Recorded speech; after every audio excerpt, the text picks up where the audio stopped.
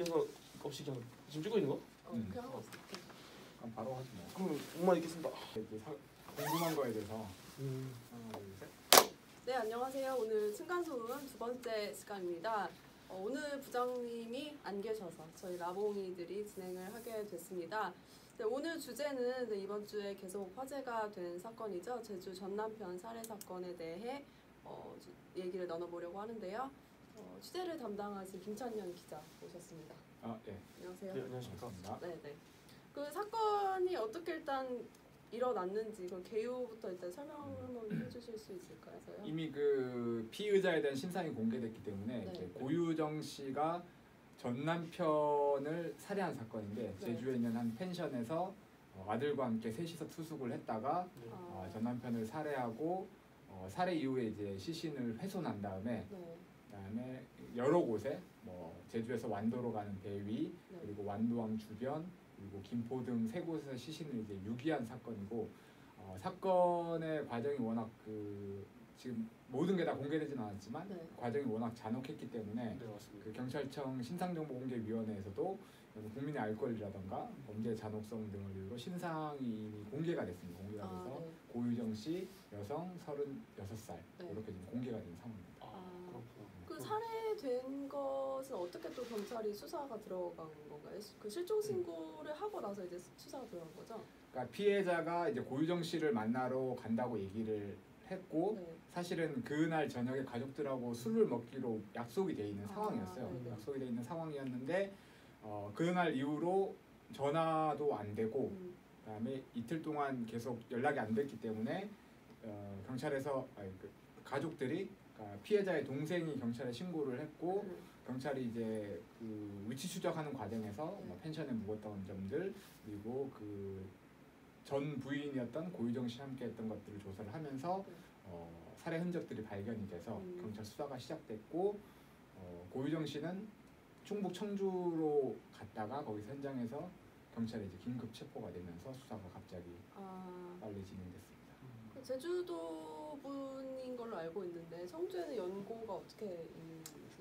제주에서 태어났고 제주에서 이제 그 피해자였죠. 그 전 남편하고 결혼을 해서 살고 있다가 2017년도에 이혼을 했어요. 이혼을 하고 그 이후에 그 또 다른 재혼을 하면서 청주에서 지금 살고 있고 제주에 오게 된 거는 전 남편의 소송으로 그 아들을 만나야 되는 상황이 됐기 때문에 아들과 같이 제주에 와서 펜션에 묵게 된 거죠. 피의자가 사전에 범행을 계획한 걸로 알고 있습니다. 그렇다면 이 제주도로 내려올 때 차의 범행 도구를 모두 싣고 출발한 것인지. 그러니까 우선은 일단 고유정 씨가 제주로 올 때 통상 제가 제주로 올 때는 비행기를 타고 오잖아요. 근데 그렇습니다. 본인이 소유한 그 H 자동차를 타고 완도까지 와서 완도에서 배를 타고 제주로 왔어요. 그래서 범행 도구는 애초에 알려지기로는 차량에 이미 청주에서 구입한 이후에 제주에 온 걸로 알고 있는데 경찰 수사 결과 제주에서 이제 구입한 것으로 최종 확인이 됐고 그리고 이 고유정 씨가 자기의 차를 끌고 배편을 이용한 여러 가지 이유 중 물론 그 시신 유기를 위한 그 이동 수단이 필요했기 때문인 걸 수도 있고 사실 또 그 시신을 유기하고 왔다 갔다 하는데 이제 상대적으로 배보다는 그 비행기 쪽이 공항 쪽이 그 보안 검색이 좀 심하다 보니까 그걸 좀 피하기 위해서 일부러 그 배편을 이용한 걸로 지금 보고 있어요. 그럼 그 배에서 시신을 유기한 CCTV 정황이 나왔나요? CCTV는 그러니까 제주에서 살해 이후에 제주에서 완도로 돌아가는 배편을 타고 가면서 그 배를 타기 전에 고유정 씨가 제주 시내에 있는 대형 매장에서 그 종량제 봉투 그리고 여행용 가방 흔히 말하는 캐리어, 대형 캐리어하고 그 위생장갑 등을 구입한 게 확인이 됐고 그리고 그 배 위에서는 목포에서 제주에서 8시 반에 출발해서 1시간 정도 지난 시점에서 그 해상에서 여러 개의 종량제 봉투를 수분에 걸쳐서 몇 분 간격으로 계속 버리는 게 지금 CCTV가 경찰이 확보를 했습니다. 이게 언론에 공개되진 않았지만 어쨌든 경찰은 그 종량제 봉투에 이 훼손된 시신이 있는 걸로 지금 보고 있습니다.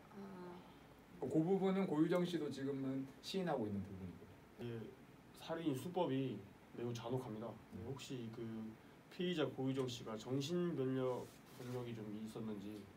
지금까지 밝혀진 바로는 정신병력이 없고 경찰에서도 요 부분에 관련해서 따로 뭐 검사라든가 이런 건 지금 진행할 계획은 없는데 지금 언론에 보도된 내용들은 사실 뭐 간략하게 왜냐하면 워낙 그 잔혹한 범행을 저질렀기 때문에 저도 사실 취재를 하면서 많이 놀랐고 사건 발생 후 경찰 수사 초창기에는 그 동생이 경찰로부터 살해 수법이나 이런 것들을 듣는 과정에서 실신을 하기도 했어요. 실신을 해서 병원으로 호송될 정도로 살해 수법이 매우 잔혹하고 더군다나 그 유기를 위한 훼손 이런 점도 상당히 좀 심각한 걸로 지금.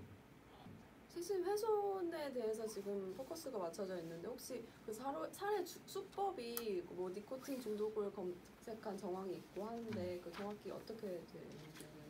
경찰이 수사를 하면서 지금 사실 가장 궁금한 게 살해 동기인데 어떤 동기가 있었길래 이렇게 잔혹하게 살해를 하고 시신을 이렇게 유기를 했을까, 훼손해서 유기를 했을까라는 점에 경찰도 사실 초점을 맞추고 있는데 명확한 것들을 발견하지 못했어요. 근데 이제 그 고유정 씨의 휴대전화나 그리고 컴퓨터 분석을 통해서 고유정 씨가 제주에 오기 전에 살해 방법이라던가 그다음에 구체적으로 지금 확인이 된 거는 니코틴 치사량 그리고 살인 도구 등 다수의 살인과 관련된 검색을 한 걸로 경찰이 지금 확보를 했고 개인적인 생각으로는 그 안에 뭐 시신 유기 방법이라던가 이런 것들도 상당수 검색을 하고 사전 지식을 갖고 범행을 저질렀지 않았을까 생각하고 있어요. 그러면 그 바로 옆에서 이제 취재를 하신 걸로 알고 있어요. TV에도 많이 나오시고.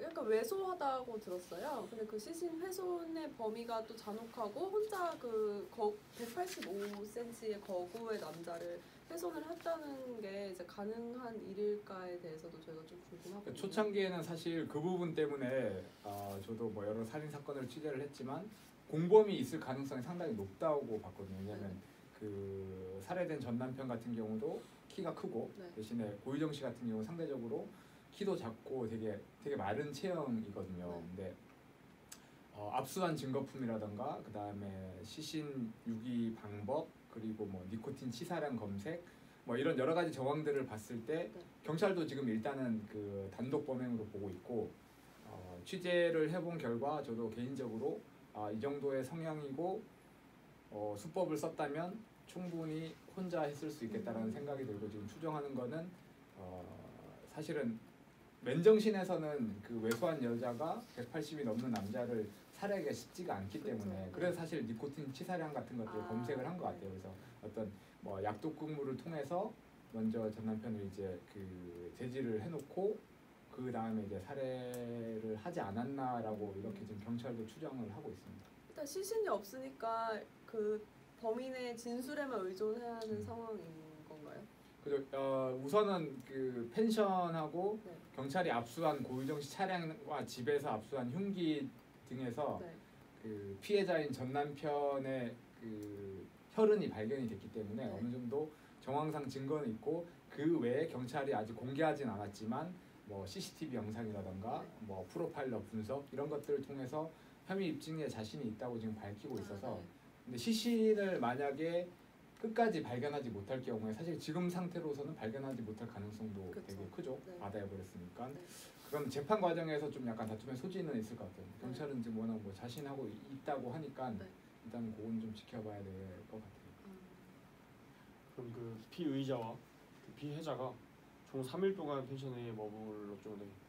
그러면 그 첫날에 이제 범행을 저지르고 이틀 동안 이제 시신을 은닉을 한 건지 궁금합니다. 하지만 어쨌든 추정은 펜션에 들어간 거는 사실 아들하고 같이 셋이서 들어갔고 이 피해자 같은 경우는 여러 정황상 유족들의 증언들을 토대로 봤을 때 이혼한 그 고유정 씨에 대한 감정은 남아있지 않다고 일단 주장을 하고 있고요. 근데 그 아들에 대한 애착이 너무 강했지만 아들의 양육권을 고유정 씨가 있었기 때문에 법원 재판을 통해서 면접권을 얻어냈고 그날 아들을 만나러 간 상황에서 셋이서 오전에 일종의 그 놀이공원 같은 데도 같이 다니고 장도 같이 봤어요. 펜션에서 어쨌든 뭐 저녁을 여기 거를 하려고 장도 보고 펜션에 들어갔는데 경찰에서는 그날 밤, 그러니까 예를 들어서 뭐 애를 재운 다음에 네. 밤 10시쯤에 이제 범행이 일어난 걸로, 그러니까 살해를 한 걸로 추정을 하고 있어요. 그렇기 때문에 그 다음날 아침에 아들을 제주에 있는 그 친정 어머니 댁에 보내놓고 다시 펜션으로 와서 나오기 전까지 아마 그 시신을 훼손하고 뭐 유기를 계획했지 않나라고 생각을 하고 있는 거죠. 그 양육권을 왜 그 고유정 씨가 가져간 건가요? 이제 피해자가 숨져서 정확한 이유는 이제 알 수 없지만 유족들의 얘기에 따르면 네. 결혼 직후부터 이 고유정 씨가 그 피해자한테 네. 폭행과 폭언을 일삼았고 네. 그렇지만 이 피해자 같은 경우는 어쨌든 아기 때문에 2년 정도를 살다가 네. 2017년도에 이혼을 하면서 양육권을 보통 일반적으로 법적 다툼을 가면 보통 양육권은 이제 어머니한테 많이 가기 때문에 피해자가 그거를 협의를 해서 일종의 약간 양보를 한 것 같아요. 그리고 당시에는 구두상으로 이제 일정한 그 주기적으로 만날 수 있게 해주겠다고 했는데 사실 그게 지켜지지 않았기 때문에 재판을 통해서 사실은 그 면접권을 얻어낸 거고 그쵸. 그 면접권 재판 과정에서 고유정 씨가 재판정에서 엄청 욕을 하고 흥분을 하고 뭐 욕을 하고 했고 그 부분에서 상당히 불쾌하게 느꼈다 해서 네. 유가족들은 이 양육권 다툼 때문에 살인을 한 게 아닌가라고 지금 주장은 하고 있어요. 네. 이거는 이제 유가족들의 주장이고 네. 네. 경찰 수사 결과가 어느 정도 더 진행이 돼서 공식 발표가 나야 좀 추정할 수 있을 것 같아요. 그 유가족 주장에 따르면 또 시신을 훼손한 이후에 그 피해자 핸드폰으로 피해자인 척 문자를 보냈다 이런 내용도 있는데 네. 그거에 대해서는 어떻게 사실관계가 어떻게? 그러니까 경찰에서 살해 시점을 추정하는 시점을 25일 날 밤 10시쯤으로 잡은 이유 중에 하나가 네. 25일 날 밤 10시에 그 원래는 그 피해자가 가족들하고 저녁에 술을 먹기로 했다고 했었잖아요. 네. 8시 이후에 먹기로 했는데 8시 이후에 연락이 오지 않았고 10시쯤에 가족들한테 이제 배터리가 다 됐다라는 문자를 가족들한테 보내요. 네. 가족들한테 보내는데 그래서 바로 가족들이 전화를 했겠죠. 술 먹기로 했는데 연락이 안 오고 갑자기 배터리가 다 됐다라는 문자를 오니까 전화를 바로 했지만 전원이 끊어져 있었어요. 그렇기 때문에 그리고 그 이후에 이틀 후에도 피해자의 휴대전화로 네. 고유정 씨한테 뭐 이런 일을 해서 뭐 이런 너한테 뭐 범죄를 해서 미안하다라는 문자를 보낸 게 기록이 남아 있는데 네. 경찰은 이 두 건 모두 다 고유정 씨가 약간 일종의 알리바이를 만들고 네. 하기 위해서 보냈다고 보기 때문에 그러면 살해 이후에 그 가족들한테 알리바이를 만들기 위해서 그 배터리가 다 됐다라는 문자를 보냈다고 보고 살해 시점은 이제 그 문자가 오기 직전 정도로 지금 추정하고 있는 것 같아요. 뭐 살해 방법이라던가 네. 뭐 시신 유기 뭐 이런 부분에 대해서 어느 정도 다 검색을 하고 네. 계획적으로 범행을 저질렀다고 경찰이 보는 이유 사실 그거고. 그런데 어쨌든 지금 고유정 씨 같은 경우는 지금 계속 우발적인 범행을 주장을 하고 있는데 네. 그 우발적인 범행의 주장의 근거가 바로 그 문자거든요. 예를 들어서 내가 그러니까 남편 휴대전화로 자기한테 보낸 문자 메시지가 네. 어떤 그 뭐 잘못을 해서 미안하다라는 문자를 보냈는데 네. 이제 그 고유정 씨는 그 피해자가 자기한테 이런 잘못을 했기 때문에 네. 우발적으로 범행을 저질렀다라고 지금 주장을 하고 있어서 네. 그 부분은 뭐 나중에 봐야 되겠지만 그래서 어쨌든 고유정 씨는 살인 자체는 이제 그렇죠. 인정을 하고 있지만 네. 이게 계획적인 범죄는 아니다. 네. 우발적으로 남편이 자기한테 어떤 몹쓸짓을 하려고 했기 때문에 우발적인 범행을 저질렀다라고 지금 주장하고 있는 상황이에요. 지금까지도 그렇게 주장을 하고 있고. 그럼 직접 경찰서로 취재를 가셨는데 그 피의자가 그 질문에 대한 뭐 대답이나 이런 것들 혹시 한 적은 없는지 다 무건. 네, 통상 저희가 이제 피의자들이 공개되거나 나오면 질문을 여러 가지요. 가장 대표적인 게 이 혐의에 대해서 인정을 하느냐, 혹은 뭐 유가족에게 할 말이 있느냐라고 했을 때 일반적으로는 혐의 인정에 대해서는 대답을 안 하더라도 보통은 유가족이나 뭐 피해자들한테 할 말이 없느냐라고 했을 때는 뭐 짧게라도 죄송합니다 뭐 이런 정도의 발언을 하는데 뭐 여러 차례 질문을 할 기회가 있었어요. 뭐 경찰에 처음 압송됐을 때, 그리고 법원에 영장 실질심사 출석을 갈 때, 그리고 어제 처음 공개됐을 때. 근데 그 당시에도 전혀 아예 그냥 말 한마디를 하지 않고 넘어가서 그 부분 전혀 들을 수가 없었어요. 변호사가 시켰을 수도 있을까요? 그랬을 수도 있죠. 근데 변호사를 처음 접견한 게 어제기 때문에 사실 그 전에 상황들은 아마 본인 스스로 그냥 불필요하다고 생각을 했을 수도 있는 거죠. 괜히 이제 문제가 커질 수 있으니까. 지금 아들은 아직 그 제주도에 있는 거고. 네, 아들은 그 보호 기간에 지금 맡게 되는 거예요. 아, 워낙 정신의 충격이 클 수 있기 때문에. 그렇죠. 저번 그 기사에 난 내용에는 전 남편의 새로 재혼한 남편의 아들 또한 질식사로 죽었다고 기사가 났는데 그것도 네. 이제 연관성이 있는 건지. 그거는 사실상 직접적인 연관성은 지금 상황에서는 알 수가 전혀 없는 거고요. 어쨌든 그 당시에는 3개월, 4개월 정도 전에 그 현 남편과의 관계에서 현 남편의 아들, 그러니까 의붓아들이 숨져서 어쨌든 경찰에서 당시 부검 결과 질식사로 판결이 났고 그냥 단순 질식사로 결론이 난 상황인데 이 고유정 씨가 펜션에서 전 남편을 살해한 사건이 발생을 하니까 사실 이 사건까지 지금 조명을 받고 있고 어쨌든 청주 경찰서에서는 뭐 재수사한다는 언론 보도가 있는데 그 부분은 이제 저희도 직접적으로 확인할 수 있는 부분이 아니기 때문에 그 부분에 대해서는 앞으로 뭐 경찰의 입장이나 이런 게 나와야 공식적으로 확인할 수 있을 거예요. 신상 공개 결정이 조금 빠르게 이루어진 편인데 그 신상 공개 여부에 대한 그런 원칙은 어떻게 되는지. 신상 공개를 결정하는 가장 첫 번째 이유가 어떤 범죄의 잔혹성 그리고 이 사람이 기본적으로 우리나라는 이제 무죄 추정의 원칙에 따라서 법원 판결이 내리기 전까지는 이 사람을 무죄로 보는데 어느 정도 확실한 증거가 있을 때 그리고 범죄가 잔혹하고 이 사람의 얼굴이 공개돼서 그러니까 사람들이 봤을 때 정말 나쁜 짓을 하면은 내가 얼굴이 저렇게 공개되는구나라고 인식을 해서 범죄 예방 효과가 있을 때 통상 이럴 때 하고 또 국민의 알 권리 차원에서 필요한 공공의 이익에 부합된다고 볼 때 결정을 내리는데 이번 같은 경우에도 신상정 공개위원회에서 모두 총 7명이 참석했지만 6명이 투표해서 5대1로 아마 압도적으로 거의 공개 결정이 내려졌는데 그 위원들은 어쨌든 범죄 수법이나 이런 것들을 다 듣거든요.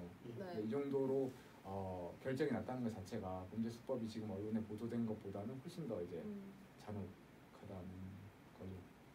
모든 잔혹한 흉악범에 대해서 그런 거수나 그런 투표를 하나요? 이거는 경찰청 자체적으로 판단을 해서 제주 같은 경우는 지금 이번이 2번째인데 그 지난번에 중국인이 제주에 와서 성당에서 60대 여성을 흉기로 그냥 살해한 건이 있는데 어쨌든 그러니까 여론 전반적으로 공분을 좀 불러일으키고 큰 사건인 경우에 경찰청 자체적으로 이거는 신상정보 공개에 대한 논의가 필요하다고 판단을 하면 그 공개위원회를 열어서 거기서 이제 결정을 하고 거기 결정해서 따르는 거죠. 펜션에서 그 사건 조사 중에 루비놀 검사라는 검사를 했다고 했는데 루비놀 검사가 어떤 검사인지 설명해 주시죠. 루비놀 검사는 그냥 혈흔이 남아 있는 상태에서 이 혈흔이 누구의 혈흔인지, 그러니까 그 피해자의 혈흔과 일치하는지를 그냥 검사하는 기본적인 그 수사 초기 단계에서 하는 혈흔 분석 검사고 그 외에는 이 혈흔의 모양이라던가 그다음에 혈흔의 성분을 통해서 여기에 그 예를 들어 지금 추정하는 게 어떤 약독국물을 먹인 다음에 살해했을 가능성이 제기되기 때문에 그 약독국물 검사를 할 수가 있고 그다음에 혈흔의 방향이나 뭐 위치, 규모 이런 걸 통해서 어떤 식으로 살해가 이루어졌고 이게 우발적인 범죄인지 아니면 계획적인 범죄인지도 분석을 할 수가 있어요. 그 부분을 지금 현재 프로파일러들을 투입해서 그 부분을 지금 분석하고 있고 시간 한 2-3주 정도 걸린다고 하니까 그거죠. 요즘 워낙 범죄 드라마가 많아서 아마 그런 부분은 일반인들도 많이 알고 있을 거예요. 그럼 지금 유치장에 있는 걸로 알고 있는데 이제 호송은 언제 판결이 나면 이루어지나요? 유치장에서 어쨌든 그 구속 영장이 발부가 됐기 때문에 10일 동안 그 이 사람을 구금하고 조사를 할 수가 있어요. 네, 지금까지 층간소음 2번째 시간에 전 남편 살해 사건 이야기 들어봤고요. 김창년 기자 수고하셨습니다. 고생하셨습니다. 고맙습니다. 다음 시간에 또 뵙겠습니다. 다음 시간에 뵙겠습니다.